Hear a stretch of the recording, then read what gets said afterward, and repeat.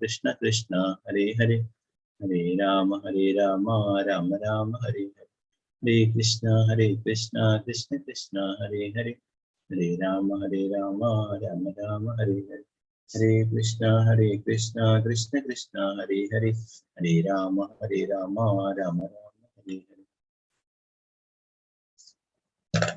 ഹരേ കൃഷ്ണ. ശ്രീമദ് ഭാഗവതം പ്രഥമസ്കന്ധം അധ്യായം 17 ശ്ലോകം 31. നമ്മള് 2 ക്ലാസ്സായി അല്ലെ. വരാഹദേവിന്റെ അവതാരമായതുകൊണ്ടും ഇന്നലെ നിത്യാനന്ദ ത്രയോദശി ആയതുകൊണ്ടൊക്കെ നമ്മൾ ആ കാര്യങ്ങളെ കുറിച്ചുള്ള ഭാഗങ്ങളാണ് എടുത്തിട്ടുണ്ടായിരുന്നത്. ഇപ്പോ 30 ശ്ലോകങ്ങളാണ് ഇതുവരെ എടുത്തിട്ടുണ്ടായിരുന്നത്. 31ാമത്തെ നോക്കാം.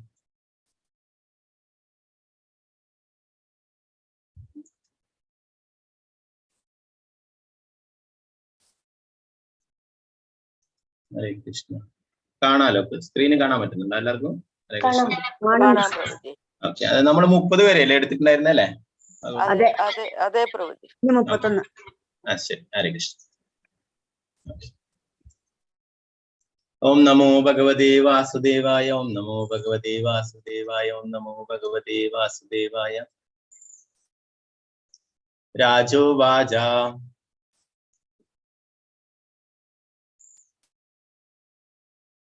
നതേ ഗുഡാകേശ യശോധരാണാം ബന്ധാഞ്ജലിർവൈ ഭയമസ്തി കിഞ്ചിത് നവർത്തിതവ്യം ഭവതാ കദഞ്ചന ക്ഷേത്രേ മദീയാ ത്വമധർമ്മബന്ധുഃ.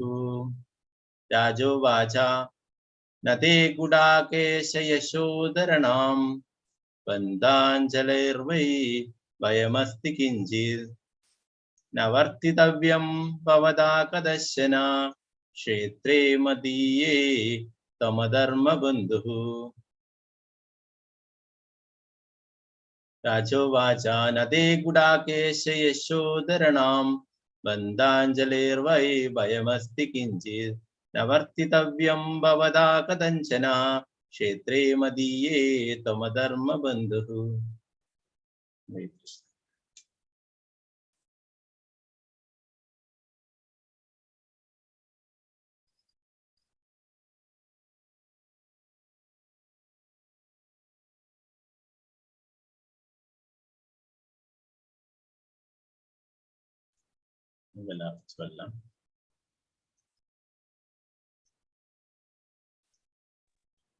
ഓം നമോ ഭഗവതേ വാസുദേവായ.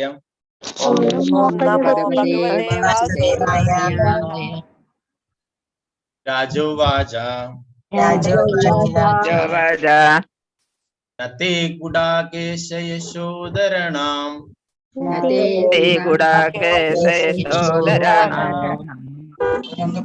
ബന്ധാഞ്ജലിർവൈ ഭയമസ്തി കിഞ്ചിത്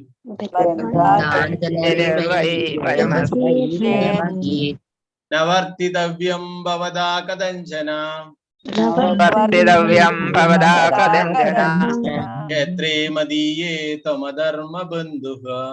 ക്ഷേത്രേ മദീയേ ത്വമധർമ്മബന്ധുഃ. രാജോവാച നതേ ഗുഡാകേശ യശോധരാണാം ബന്ധാഞ്ജലിർവൈ ഭയമസ്തി കിഞ്ചിത് നവർത്തിതവ്യം ഭവതാ കദഞ്ചന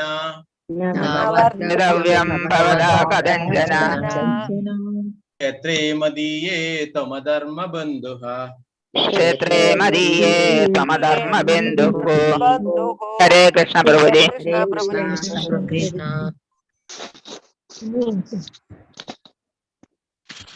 ഒരാളായിട്ട് ചൊല്ലിക്കോളൂ.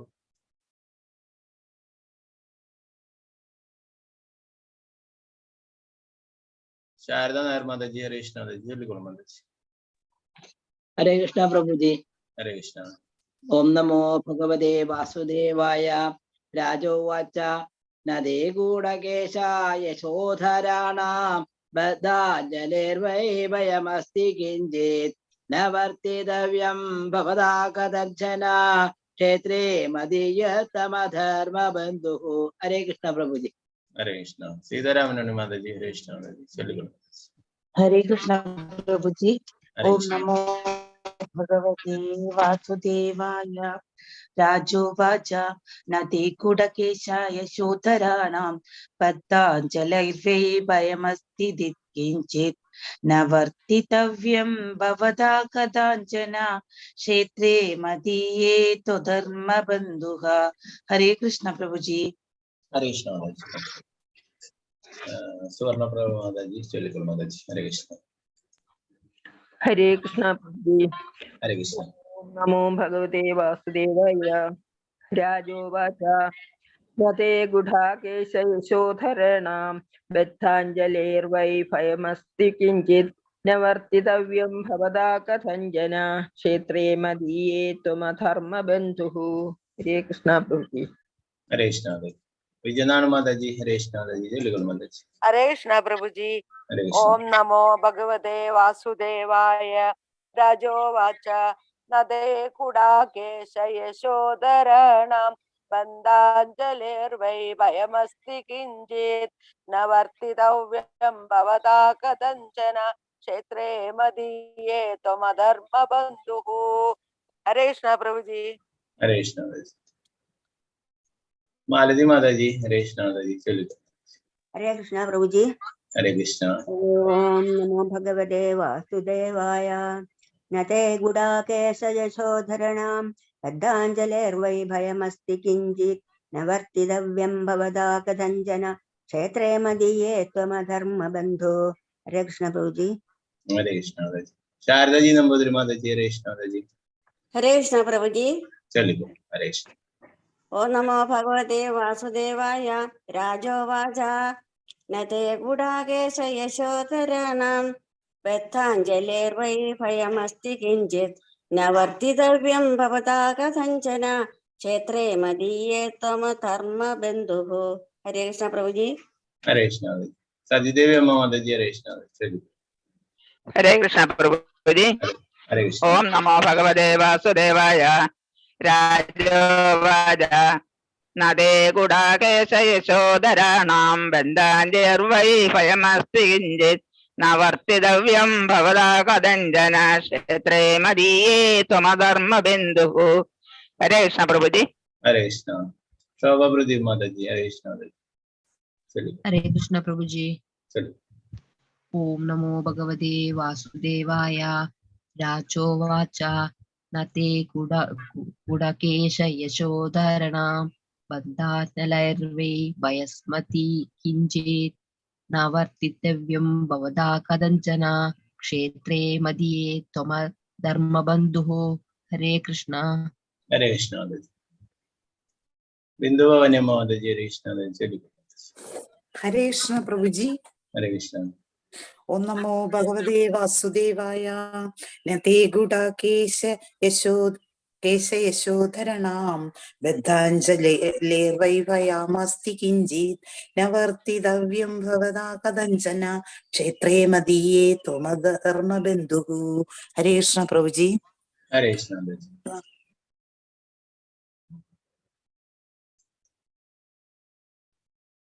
നമുക്ക് അടുത്ത ശ്ലോകം മറ്റുള്ളവർക്ക് ചൊല്ലാം. ഇതിന്റെ പദാനുപദാർത്ഥം വിവർത്തനം ഭാഗത്ത് നോക്കാം.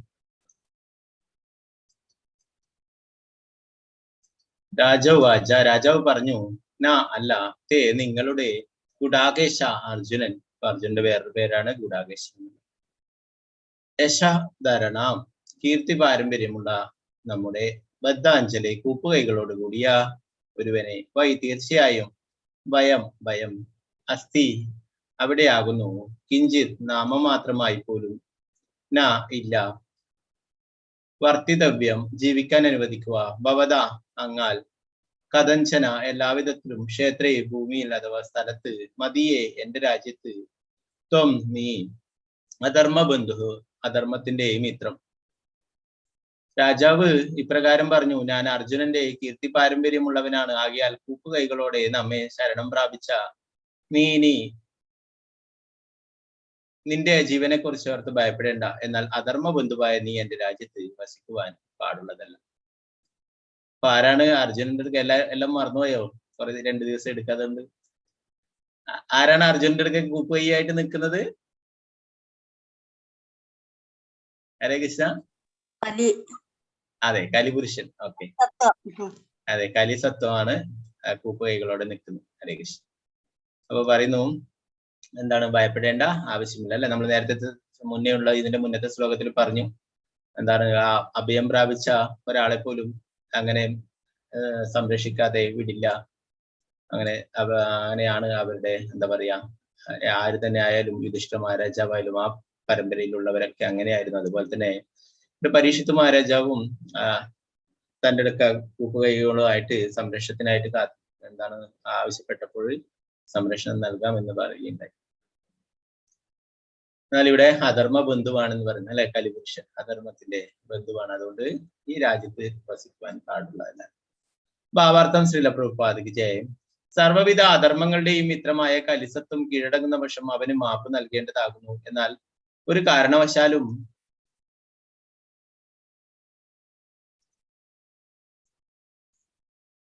ഐശ്വര്യസമ്പൂർണമായ രാജ്യത്തിന്റെ ഒരു ഭാഗത്തും അവനെ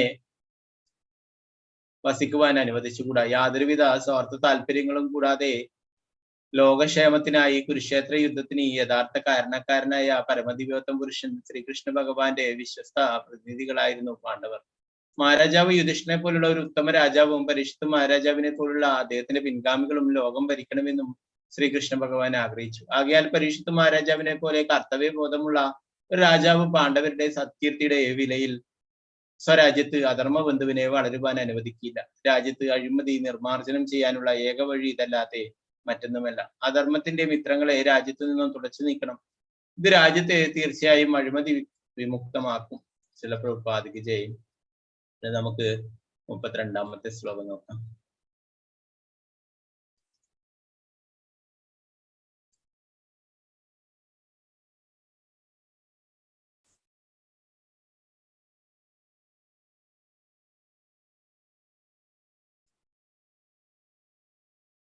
ഓം നമോ ഭഗവതേ വാസുദേവായ. ഓം നമോ ഭഗവതേ വാസുദേവായ. ഓം നമോ ഭഗവതേ വാസുദേവായ. ത്വാം വർത്തമാനം നരദേവദേഹി ശനുപ്രവൃത്തോ അയമധർമ്മപൂഗ ലോഭോനുതം ചൗര്യം മനാര്യമംഹോ ജ്യേഷ്ഠാച്ഛമായ കലഹശദംഭഃ. ത്വാം വർത്തമാനം നരദേവദേഹി ശനുപ്രവൃത്തോ അയമധർമ്മപുഗഃ ലോഭോ അനൃതം ചര്യ മനാര്യമംഭോ ജ്യേഷ്ഠാച്ഛമായ കലഹം ശദംഭ. ത്വം വർത്തമാനം നരദേവദേഹി ശനുപ്രവൃത്തോ അയമധർമ്മപുഗഃ ലോഭോ അനൃതം ചൗര്യം മനാര്യമഹം ജ്യേഷ്ഠാച്ഛമായ കലഹം ശദംഭ. ത്വം വർത്തമാനം നരദേവദേഹി ശനുപ്രവൃത്തോ അയമധർമ്മപുഗഃ ലോഭോനുതം ചൗര്യമനാര്യമംഭോ ജ്യേഷ്ഠാച്ഛമായ കലഹം ശദംഭ. ഹരേ കൃഷ്ണ. നേരത്തെ ചൊല്ലാൻ ബാക്കിയുള്ള ശോഭ മാതാജി. ഹരേ കൃഷ്ണ മാതാജി. ഹരേ കൃഷ്ണ. ചൊല്ലിക്കും. ഹരേ കൃഷ്ണ. ഓം നമോ ഭഗവതേ വാസുദേവായ. ത്വം വർത്തമാനം നരദേവദേഹേഷു അനുപ്രവർത്തോ അയധർമ്മപൂഗ ലോഭോ അനരുദം ചൗര്യമനാര്യമഹോ ജ്യേഷ്ഠാച്ഛമായ കലഹശദംഭ. ഹരേ കൃഷ്ണ. ഹരേ കൃഷ്ണ മാതാജി. വസന്ത മാതാജി ചൊല്ലിക്കോളൂ മാതാജി. ഹരേ കൃഷ്ണ പ്രഭുജി. ഹരേ കൃഷ്ണ. ഓം നമോ ഭഗവതേ വാസുദേവായ. ത്വാം വർത്തമാനം നരദേവദേഹേഷു അനുപ്രവൃത്തോയമധർമ്മപൂഗഃ ലോഭോ നൃതം ചൗര്യമനാര്യമംഹോ ജ്യേഷ്ഠാച്ഛമായ കലഹം ശദംഭഃ. ഹരേ കൃഷ്ണ. ഹരേ കൃഷ്ണ മാതാജി. ശ്രീജ വിജയ മാതാജി. ഹരേ കൃഷ്ണ മാതാജി. ഹരേ കൃഷ്ണ പ്രഭുജി. ഓം നമോ ഭഗവതേ വാസുദേവായ. ത്വാം വർത്തമാനം നരദേവദേഹേഷാനുപ്രവൃത്തോയമധർമ്മപൂഗഃ ലോഭോ നൃതം ചൗര്യമനാര്യമംഭോ ജ്യേഷ്ഠാച്ഛമായ കലഹശദംഭഃ. ഹരേ കൃഷ്ണ. ഹരേ കൃഷ്ണ മാതാജി. ഭാരതി അമ്മ മാതാജി. ഹരേ കൃഷ്ണ മാതാജി. ഹരേ കൃഷ്ണ പ്രഭുജി. ചൊല്ലിക്കോളൂ. ഓം നമോ ഭഗവതേ വാസുദേവായ. ത്വാം വർത്തമാനം നരദേവദേഹേഷു അനുപ്രവർത്തോയ അധർമ്മപുംഹ ലോഭോ നൃതം ചൗര്യമനാര്യമംഭോ ജ്യേഷ്ഠാ ച മായാ കലഹശ്ച ദംഭഃ. ഹരേ കൃഷ്ണ. ഹരേ കൃഷ്ണ മാതാജി. വത്സലയ മാതാജി. ഹരേ കൃഷ്ണ മാതാജി. ഹരേ കൃഷ്ണ പ്രഭുജി. ഹരേ കൃഷ്ണ. ഓം ഭഗവതേ വാസുദേവായ. ത്വാം വർത്തമാനം നരദേവദേഹേശ്വനുപ്രവർത്തോയമധർമ്മപൂർവ്വമായ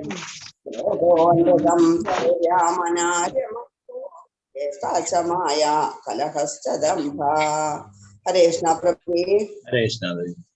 തങ്കമണി മാതാജി. ഹരേ കൃഷ്ണ മാതാജി. ഹരേ കൃഷ്ണ പ്രഭുജി. ചൊല്ലിക്കോളൂ. ഓം നമോ ഭഗവതേ വാസുദേവായ. ത്വാം വർത്തമാനം നരദേവദേഹേഷ്വനു പ്രവൃത്തോ അയമധർമ്മ പുഗഃ ലോഭോ അനൃതം അചൗര്യമനാര്യമംഹോ ജ്യേഷ്ഠാ ച മായാ കലഹശ്ച ദംഭഃ. ഹരേ കൃഷ്ണ. ഹരേ കൃഷ്ണ മാതാജി. അനിതകുമാരി മാതാജി. ഹരേ കൃഷ്ണ മാതാജി. ഹരേ കൃഷ്ണ പ്രഭുജി. ഹരേ കൃഷ്ണ. ഓം നമോ ഭഗവതേ വാസുദേവായ. ത്വം വർത്തമാനം നരദേവദേഹേഷ്വനുപ്രവൃത്തോ അയമധർമ്മപുംഗഃ ലോഭോ അനൃതം ചൗര്യമനാര്യമംഹോ ജ്യേഷ്ഠാ ച മായാ കലഹശ്ച ദംഭഃ. ഹരേ കൃഷ്ണ പ്രഭുജി. ഹരേ കൃഷ്ണ മാതാജി. കൃഷ്ണ മാതാജി. ചൊല്ലിക്കോളൂ മാതാജി. ഹരേ കൃഷ്ണ പ്രഭുജി. ഹരേ കൃഷ്ണ. ഓം നമോ ഭഗവതേ വാസുദേവായ. ത്വം വർത്തമാനം നരദേവദേഹേഷ്വനുപ്രവൃത്തോ അയമധർമ്മപൂർവ്വ ലോഹോ അനൃതം ചൗര്യമനാര്യമംഹോ ജ്യേഷ്ഠാ ച മായാ കലഹശ്ച ദംഭഃ. ഹരേ കൃഷ്ണ. ഹരേ കൃഷ്ണ മാതാജി.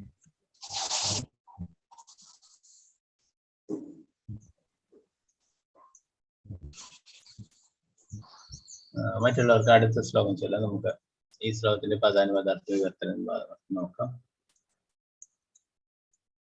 ത്വാം നീ വർത്തമാനം സന്നിഹിതനായിരിക്കുമ്പോൾ നരദേവൻ അഥവാ രാജാവ് ദേഹേഷു ശരീരത്തിൽ അനുപ്രവൃത്ത എവിടെയും സംഭവിക്കുന്നു അയം അവയെല്ലാം അധർമ്മ തത്വങ്ങൾ പൂഗഃ സാമാന്യ ജനങ്ങളിൽ ലോഭഃ ലോഭം അനിർദം അസത്യഭാഷണം ശൗര്യം കവർച്ച അനാര്യം ധിക്കാരം അംഹ വിശ്വപാതകം അഥവാ രാജ്യദ്രോഹം ജ്യേഷ്ഠ നിർഭാഗ്യം ച മായ ചതി കലഹം ച ദംഭ പൊള്ളയായ സ്വയം ശ്രേഷ്ഠതാഭാവം അഭിമാന ഗർവം അഥവാ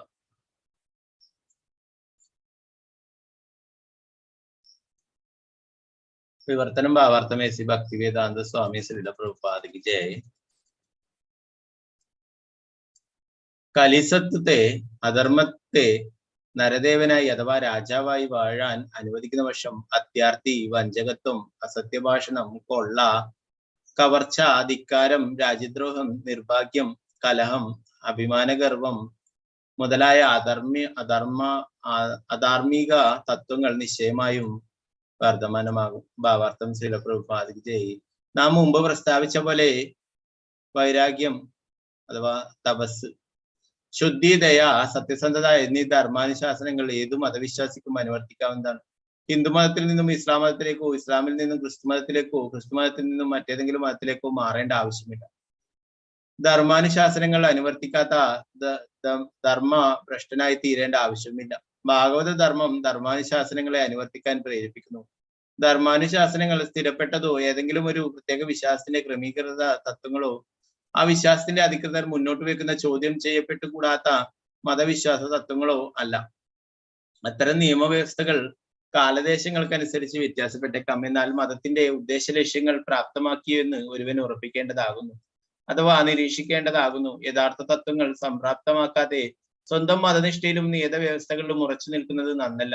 ഒരു മതനിരപേക്ഷ രാഷ്ട്രം ഏതെങ്കിലും ഒരു പ്രത്യേക മതവിശ്വാസത്തോട് പക്ഷഭേദം കാട്ടുകയില്ല. എല്ലാ ധർമ്മങ്ങളോടും നിഷ്പക്ഷത പുലർത്തുന്നു. എന്നാൽ മുകളിൽ പ്രസ്താവിച്ച പോലെ രാജ്യം ധർമാനുശാസനങ്ങളോട് ഉദാസീനത കാട്ടുകയില്ല. പക്ഷെ കലിയുഗത്തിൽ രാജ്യത്തെ ഭരണാധികാരികൾ അത്തരം ധർമാനുശാസനങ്ങളോട് അലംഭാവം കാട്ടുന്നു, അഥവാ ഉദാസീനത പുലർത്തുന്നു. ആകയാൽ അവരുടെ അധികാരിത്വത്തിൽ അത്യാഗ്രഹം, അസത്യഭാഷണം, വഞ്ചന, കളവ്, കവർച്ച തുടങ്ങി ധർമാനുശാസനങ്ങൾക്കെതിരായവയെല്ലാം സ്വാഭാവികമായും പിന്തുടരപ്പെടും. അപ്രകാരം രാജ്യത്ത് അഴിമതി ഇല്ലാതാക്കാൻ മുറവിളി കൂട്ടുന്ന പ്രചാരണങ്ങൾക്ക് അർത്ഥമില്ലാതായിത്തീരും. ശിവപ്രഭുപാദ് ജയ.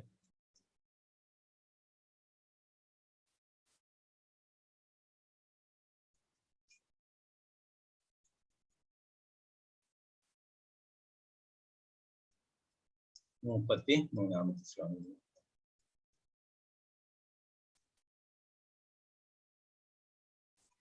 ഓം നമോ ഭഗവതേ വാസുദേവായ. ഓം നമോ ഭഗവതേ വാസുദേവായ. ഓം നമോ ഭഗവതേ വാസുദേവായ. ന വർത്തിതവ്യം തദധർമ്മബന്ധോ ധർമ്മേണ സത്യേന ച വർത്തിതവ്യേ ബ്രഹ്മാവർത്തേ യത്ര യജന്തി യജ്ഞേശ്വരം യജ്ഞവിധാന വിഘ്നഃ. ന വർത്തിതവ്യം തദധർമ്മബന്ധോ ധർമ്മേണ സത്യേന ച വർത്തിതവ്യേ ബ്രഹ്മാവർത്തേ യത്ര യജന്തി യജ്ഞേശ്വരം യജ്ഞവിധാന വിഘ്നഃ. ഹരേ കൃഷ്ണ. നേരത്തെ ചൊല്ലാൻ ബാക്കിയുള്ള പ്രതിഭ മാതാജി. ഹരേ കൃഷ്ണ മാതാജി ചൊല്ലിക്കൊള്ളു. ഹരേ കൃഷ്ണ പ്രഭു. ചൊല്ലിക്കൊള്ളു. ഹരേ കൃഷ്ണ. ഹരേ കൃഷ്ണ പ്രഭു. ചൊല്ലിക്കൊള്ളു. കേൾക്കാം ചൊല്ലിക്കൊള്ളു. ഹരേ കൃഷ്ണ. ഓം നമോ ഭഗവതേ വാസുദേവായ. ന വർത്തിതവ്യം തദധർമ്മബന്ധോ ധർമ്മേണ സത്യേന ച വർത്തിതവ്യേ ബ്രഹ്മാവർത്തേ യത്ര യജന്തി യജ്ഞേശ്വരം യജ്ഞവിധാന വിജ്ഞാഃ. ഹരേ കൃഷ്ണ പ്രഭു. ഹരേ കൃഷ്ണ. രാമചന്ദ്ര പ്രഭു. ഹരേ കൃഷ്ണ പ്രഭു ചൊല്ലി. ഹരേ കൃഷ്ണ പ്രഭുജി. ഓം നമോ ഭഗവതേ വാസുദേവായ. ന വർത്തിതവ്യം തദധർമ്മബന്ധോ ധർമ്മേണ സത്യേന ച വർത്തിതവ്യേ ബ്രഹ്മാവർത്തേ യത്ര യജന്തി യജ്ഞേശ്വരം യജ്ഞവിധാന വിജ്ഞാഃ. ഹരേ കൃഷ്ണ. ഹരേ കൃഷ്ണ പ്രഭു. ഗീതാ മാതാജി. ഹരേ കൃഷ്ണ ചൊല്ലിക്കൊള്ളു. അൺമ്യൂട്ട് ചെയ്തോളൂ. ഗീതാ പി.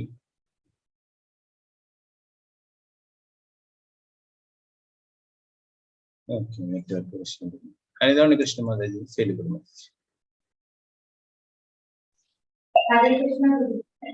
ചൊല്ലിക്കൊള്ളു. ഹരേ കൃഷ്ണ. ഓം നമോ ഭഗവതേ വാസുദേവായ.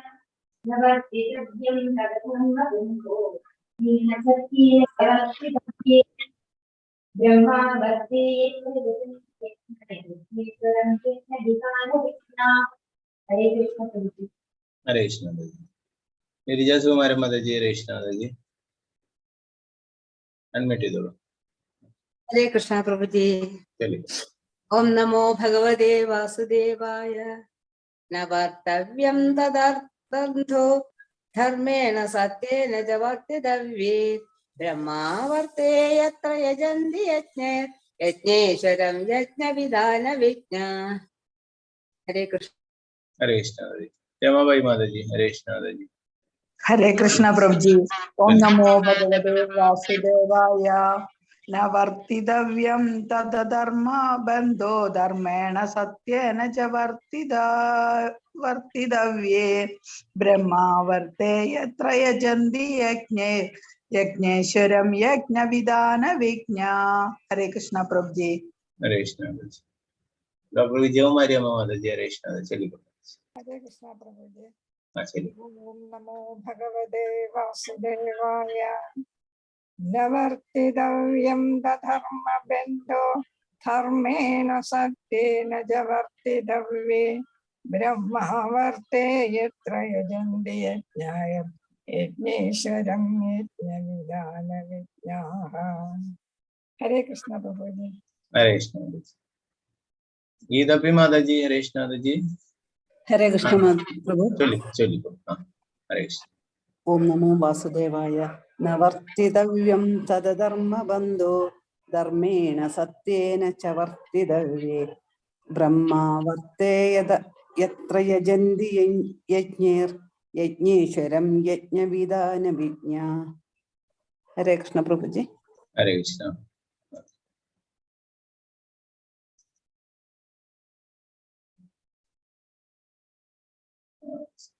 ഹരേ കൃഷ്ണ. സുരേന്ദ്ര പ്രഭുജി, ഹരേ കൃഷ്ണ പ്രഭു ചൊല്ലുക. പ്രഭു ചൊല്ലിക്കും. നമോ ഭഗവതേ വാസുദേവായ നാവർത്തിതവ്യം ധർമ്മബന്ധോ ധർമ്മേണ സത്യേന ച വർത്തിതവ്യ ബ്രഹ്മാവദേയത്ര യജന്തി യജ്ഞൈവ യജ്ഞേശ്വരം യജ്ഞവിമഹ്യേ വിജ്ഞാന വിധാന വിജ്ഞഃ. ഹരേ കൃഷ്ണ പ്രഭു. ഹരേ കൃഷ്ണ. ഹരേ കൃഷ്ണ പ്രഭു. ഹരേ കൃഷ്ണ. ഓക്കെ.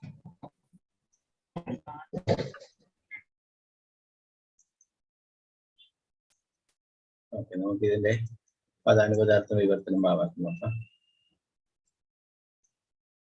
ഇല്ല വർത്തിതവ്യം വസിക്കുവാൻ അർഹതയുള്ള തത് ആകയാൽ അധർമ്മം ബന്ധു മിത്രം ധർമ്മേണ ധർമ്മത്തോടൊപ്പം സത്യേന സത്യത്തോടൊപ്പം ചാവും വർത്തിതവ്യേ അതിൽ അവസ്ഥിതമായിക്കൊണ്ട് ബ്രഹ്മ അവർത്തെ യജ്ഞമനുഷ്ഠിക്കുന്ന സ്ഥലം എത്ര എവിടെ യജന്തി യഥാർത്ഥമായി നിർവഹിക്കുക യജ്ഞങ്ങളാൽ അല്ലെങ്കിൽ ഭക്തിത സേവനം മുഖേന യജ്ഞേശ്വരം പരമപുരുഷനെ അഥവാ പരമദിവ്യത്വം കൃഷ്ണനെ യജ്ഞം അഥവാ യാഗം വിധാന വ്യാപിക്കുന്നു വിഘ്നഃ വിദഗ്ധർ. യജ്ഞ എന്ന് പറയുന്നത് യജ്ഞോ അഥവാ യാഗം എന്ന് പറയല്ലേ. മുന്നേ ആരോ ചോദിച്ചിട്ടുണ്ടായിരുന്നു യജ്ഞവും യാഗവും തമ്മിലുള്ള വ്യത്യാസം എന്താ. ഇവിടെ പ്രഭാതരെ അതിന്റെ വേർഡ് ടു വേർഡ് മീനിങ്ങിൽ യജ്ഞ എന്നതിന് യജ്ഞം എന്ന് പറയും, യാഗം എന്ന് പറയുന്നു. വിവർത്തനം ഭാവാർത്ഥം എസി ഭക്തി വേദാന്ത സ്വാമി പ്രഭാതം ചെയ്യും.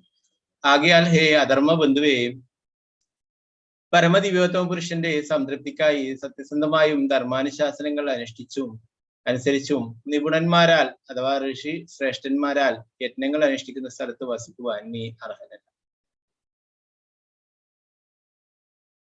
ഭാവാർത്ഥം ശ്രീല പ്രഭുപാദ് ജയ്. സകല യജ്ഞാനുഷ്ഠാനങ്ങളുടെയും ഭോക്താവ് യജ്ഞേശ്വരൻ അഥവാ പരമദിവ്യോത്തമ പുരുഷനാകുന്നു. അത്തരം യജ്ഞാനുഷ്ഠാനങ്ങൾ വ്യത്യസ്ത യുഗങ്ങളിൽ വിഭിന്നമായി ധർമ്മശാസ്ത്രങ്ങൾ നിർദ്ദേശിച്ചിരിക്കുന്നു. അന്യഥാ ഭഗവാന്റെ പരമാധികാരത്തെ അംഗീകരിക്കുകയും അപ്രകാരം എല്ലാവിധത്തിലും ഭഗവാനെ സംതൃപ്തിപ്പെടുത്തുന്ന കർമ്മങ്ങൾ നിർവഹിക്കുകയും ചെയ്തതിനെ യജ്ഞം അർത്ഥമാക്കുന്നു. നാസ്തികർ ഭഗവാനിൽ നിന്ന് ഈശ്വരനിൽ വിശ്വസിക്കുന്നില്ല. ആകയാൽ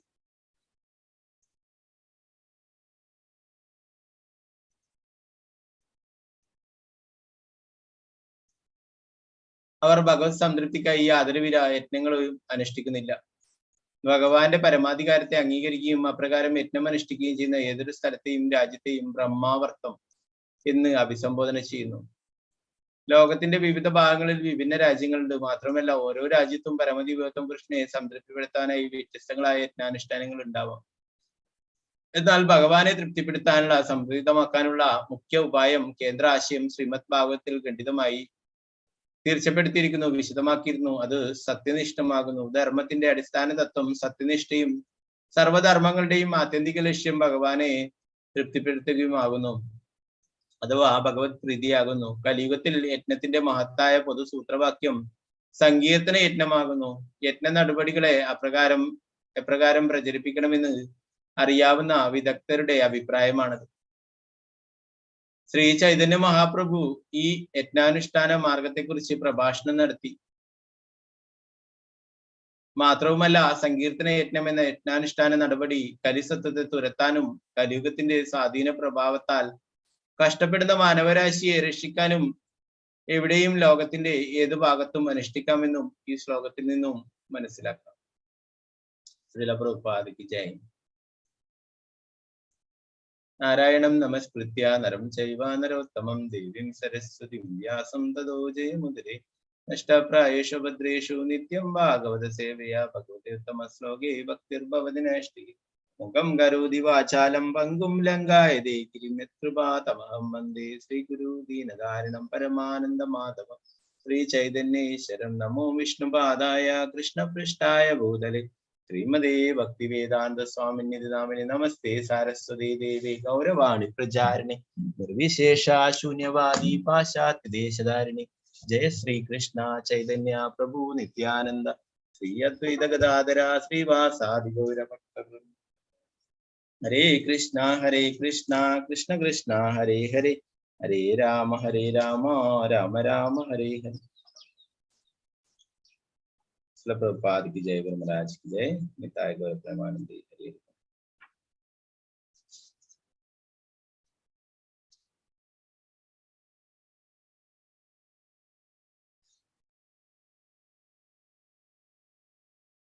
ഹരേ കൃഷ്ണ. അപ്പോ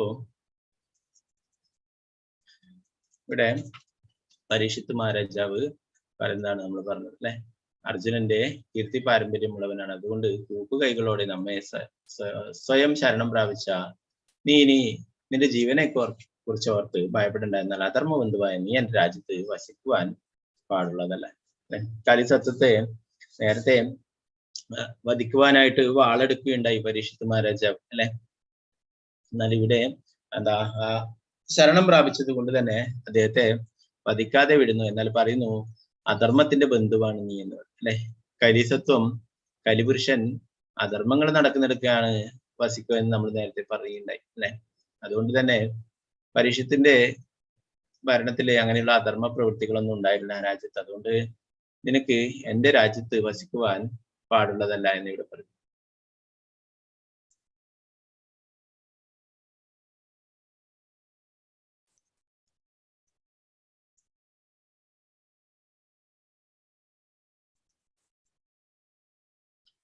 ഓ പ്രഭാതരെ ഇവിടെ പറഞ്ഞു, രാജാവ് എന്ന് പറയുന്നത് ഭഗവാന്റെ പ്രതിനിധി തന്നെയാണ് അല്ലെ. നമ്മള് ആ ഭഗവാന്റെ വിഭൂതികൾ പഠിക്കുമ്പോൾ ഭഗവാൻ പറയുന്നുണ്ട് രാജാവ് എന്താണ് ഭഗവാന്റെ പ്രതിനിധിയാണെന്നുള്ള കാര്യം. ഓ ഭഗവാൻ ആഗ്രഹിച്ചിരുന്നു അല്ലെ, ഒരു സത്യസന്ധനും ധർമ്മിഷ്ഠനുമായിട്ടുള്ള രാജാവ് രാജ്യം ഭരിക്കണമെന്ന്.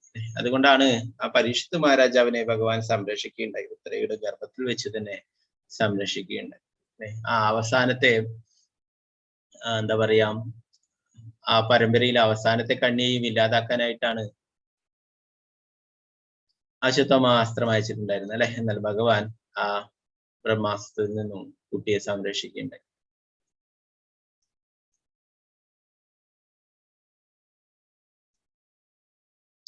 അതുകൊണ്ട് തന്നെ നേരത്തെ പരീക്ഷിത്ത് മഹാരാജാവിന്റെ ഗുണങ്ങളെ കുറിച്ചിട്ട് ഒരുപാട് വിശദീകരിക്കുന്നുണ്ടായി അല്ലെ. അദ്ദേഹം ശിബി മഹാരാജാവിനെ പോലെ ദാനശീലനാണ്, എല്ലാവർക്കും സംരക്ഷണം നൽകുന്നു അല്ലെ. ഭഗവാനെ പോലെ തന്നെ അത്രയും കാരുണ്യവാനാണ് എന്നൊക്കെ നേരത്തെ നമ്മൾ കുറെ അദ്ദേഹത്തെ കുറിച്ചിട്ട് ബ്രാഹ്മണരൊക്കെ പറയുന്ന അദ്ദേഹത്തിന്റെ ഗുണങ്ങളൊക്കെ വർണ്ണിക്കുന്നതൊക്കെ നമ്മൾ കേൾക്കുന്നുണ്ടായി. ഇവിടെ പറയുന്നു ആകയാൽ പരീക്ഷിത്ത് മഹാരാജാവിനെ പോലെ കർത്തവ്യബോധമുള്ള ഒരു രാജാവ് പാണ്ഡവരുടെ സത്കീർത്തിയുടെ വിലയിൽ രാജ്യത്ത് അധർമ്മബന്ധുവിനെ വളരാൻ അനുവദിക്കില്ല. രാജ്യത്ത് അഴിമതി നിർമ്മാർജ്ജനം ചെയ്യാനുള്ള ഏക വഴി ഇതല്ലാതെ മറ്റൊന്നുമില്ല. അധർമ്മത്തിന്റെ മിത്രങ്ങളെ രാജ്യത്ത് നിന്നും തുടച്ചു നീക്കണം. അത് രാജ്യത്തെ തീർച്ചയായും അഴിമതി വിമുക്തമാക്കും.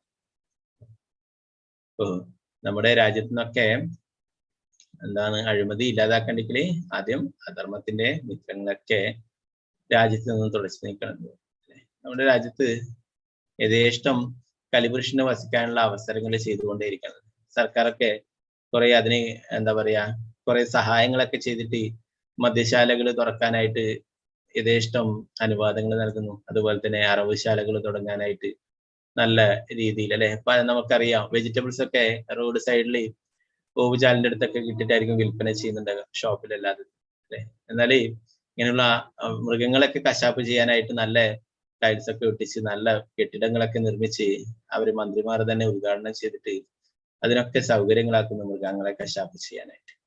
നമ്മൾ ഇന്നലെ ചൈതന്യ ചരിതാമൃതത്തില് പറയുകയുണ്ടായി, കാശിയുടെ അടുത്ത് പോയിട്ട് മഹാപ്രഭു പറയുന്നുണ്ടല്ലേ അല്ലെ, അച്ഛനെയും അമ്മയെയും കൊന്നു തിന്ന നിങ്ങൾ എന്ത് ധർമ്മമാണ് പറയുന്നത് എന്ന് ചോദിക്കുന്നുണ്ടല്ലേ. എന്താണ് മാതാവാണ് നമ്മുടെ ഗോമാതാവ്, മാതാവ് തന്നെയാണ്. അത് എന്താണ് കുട്ടികൾക്കൊക്കെ അമ്മയുടെ പാല് കുറച്ച് കാലം കിട്ടും അല്ലെ, ബാക്കിയെല്ലാം പശുവിന്റെ പാല് കുടിച്ചിട്ടാണ് പറയുന്നത് അല്ലെ. അപ്പൊ നമ്മള് ഒരിക്കലും പാല് തന്നിട്ടുള്ള അമ്മയെ കൊല്ലില്ല അല്ലെ. അത് തന്നെയാണ് ഗോമാതാവ് എന്നത് പറയുന്നത് നമ്മുടെ അമ്മ തന്നെയാണ്. പിന്നെ കൃഷിക്ക് നിലമുഴുകാനും മറ്റുള്ളതിനൊക്കെ ആ കാളയാണ് ഉപയോഗിക്കുന്നത്.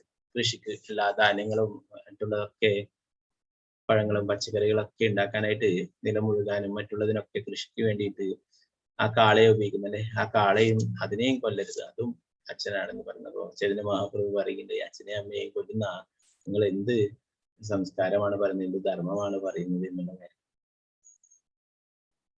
നമ്മൾ പഠിച്ചു അല്ലെ. മൃഗങ്ങളെ ഓരോ പശുവിനെയൊക്കെ കൊന്നു കഴിഞ്ഞാല് അതിന്റെ ശരീരത്തിൽ എത്ര രോമങ്ങളുണ്ടോ അത്രയും വർഷം വിവിധ നരകങ്ങളിൽ പോയിട്ട് അതിന്റെ പാപങ്ങൾ അനുഭവിക്കേണ്ടതായിട്ട് വരുന്നു. കഴിഞ്ഞ ക്ലാസ്സിൽ നമ്മൾ പഠിക്കുന്നുണ്ട്.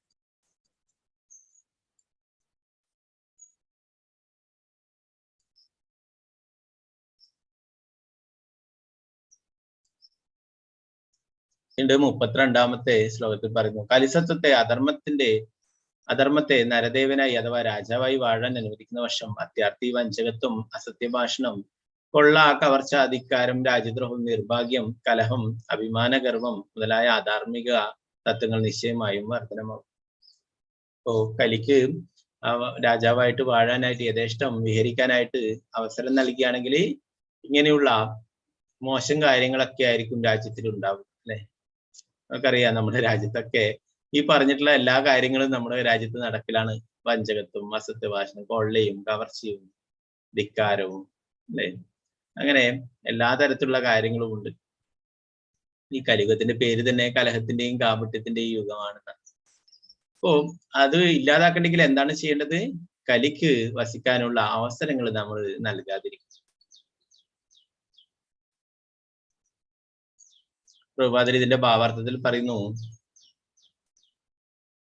തപസ്, ശുദ്ധി, ദയ, സത്യസന്ധത എന്നിവ ധർമാനുശാസനങ്ങൾ അല്ലെ. ധർമ്മത്തിന്റെ 4 തൂണുകളാണ് ഇവ അല്ലെ. 3 നഷ്ടപ്പെട്ടു, സത്യം മാത്രമേ ബാക്കിയുള്ളൂ. അതും ക്രമേണ നഷ്ടപ്പെട്ടുകൊണ്ടിരിക്കുകയാണ്. നമ്മൾ നേരത്തെ പഠിക്കുന്നത് അല്ലെ. ഓരോ യുഗങ്ങളിലും ഓരോന്നും നഷ്ടപ്പെട്ടുകൊണ്ടേയിരിക്കും. അപ്പൊ ഇവിടെ പ്രഭുപാദർ പറയുന്നു, തപസ്, ശുദ്ധി, ദയ, സത്യസന്ധത എന്നീ ധർമാനുശാസനങ്ങൾ ഏതു മതവിശ്വാസിക്കും അനുവർത്തിക്കാവുന്നതാണ്. ഏത് മതത്തിലാണോ എന്നുള്ളത് പ്രധാനമല്ല അല്ലെ. എല്ലാവർക്കും പാലിക്കാൻ പറ്റുന്നതാണ് ഇങ്ങനത്തെ വൈരാഗ്യം. അത് തപസ്, ശുദ്ധി, ദയ, സത്യസന്ധത അല്ലെ. ഇതെങ്ങനെ ലഭിക്കുക? നമ്മള് ഇങ്ങനെയുള്ള എന്താ പറയാ മോശം കാര്യങ്ങളൊന്നും ജീവിതത്തിൽ ചെയ്യാതിരിക്കണം അല്ലെ. എന്തൊക്കെയാണത്? മദ്യപാനം, പിന്നെ ചൂതുകളി, അവിഹിതമായിട്ടുള്ള ബന്ധങ്ങള്, മൃഗങ്ങളെ കൊന്നു തിന്നുക എന്നുള്ള 4 കാര്യങ്ങള് ഉപേക്ഷിക്കുകയാണെങ്കിൽ മാത്രമേ നമ്മുടെ ഉള്ളിൽ ഇങ്ങനെയുള്ള നല്ല ഗുണങ്ങളൊക്കെ ഉണ്ടാവുകയുള്ളൂ. അപ്പൊ അതിനു വേണ്ടിയിട്ടാണ് ഇങ്ങനെയുള്ള കാര്യങ്ങളൊക്കെ വർജിക്കണമെന്ന് പറയുന്നത്.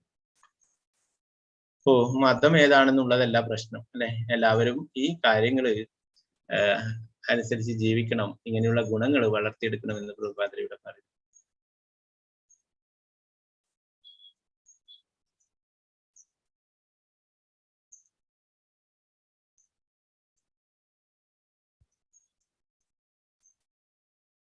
പക്ഷെ കലിയുഗത്തിൽ രാജ്യത്തെ ഭരണാധികാരികൾ അത്തരം ധർമാനുശാസനങ്ങളോട് അലംഭാവം കാട്ടുന്നു അഥവാ ഉദാസീനത പുലർത്തുന്നു. ആകയാൽ അവരുടെ രക്ഷാധികാരിത്വത്തിൽ അത്യാഗ്രഹം, അസത്യഭാഷണം, വഞ്ചന, കളവ്, കവർച്ച തുടങ്ങി ധർമാനുശാസനങ്ങൾക്കെതിരായവയെല്ലാം സ്വാഭാവികമായും പിന്തുടരപ്പെടും. അപ്രകാരം രാജ്യത്ത് അഴിമതി ഇല്ലാതാക്കാൻ മുറവിളി കൂട്ടുന്ന പ്രചാരണങ്ങൾക്ക് അർത്ഥമില്ലാതായി.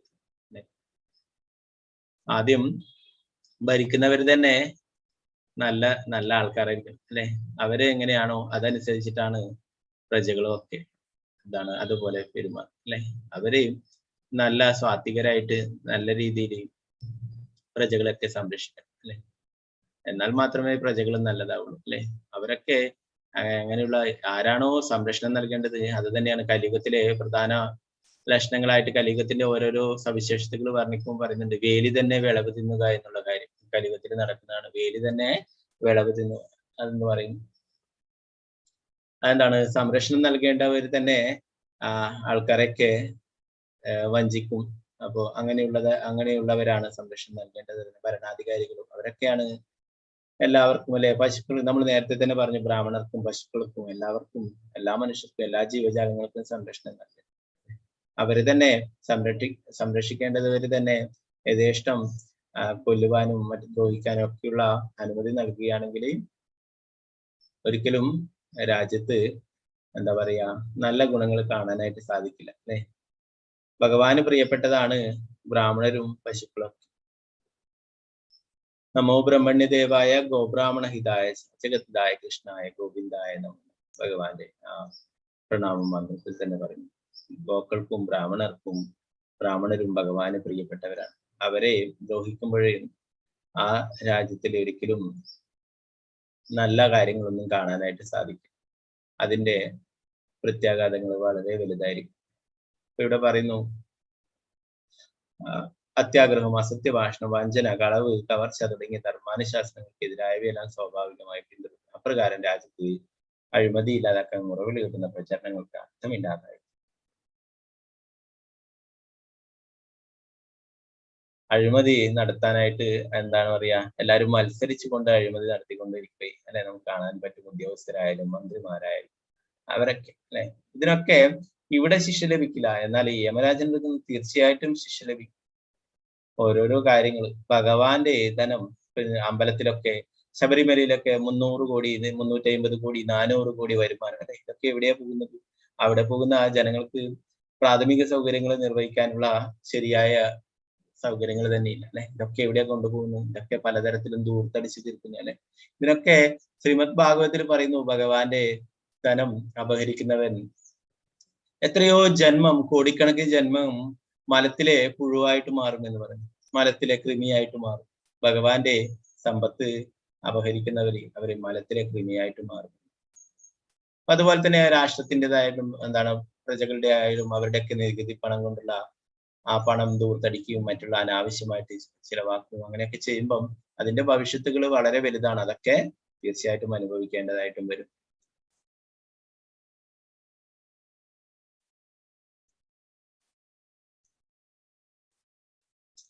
പിന്നീട് ഇവിടെ പറയുന്നു, ആകയാൽ അധർമ്മ ബന്ധുവെ പരമദിവ്യാത്മ പുരുഷന്റെ സംതൃപ്തിക്കായി സത്യസന്ധമായും ധർമാനുശാസനങ്ങൾ അനുഷ്ഠിച്ചും നിപുണന്മാരാകയാൽ യജ്ഞങ്ങൾ അനുഷ്ഠിക്കുന്ന സ്ഥലത്ത് വസിക്കുവാൻ നീ അർഹനല്ല എന്ന് പറയുന്നു.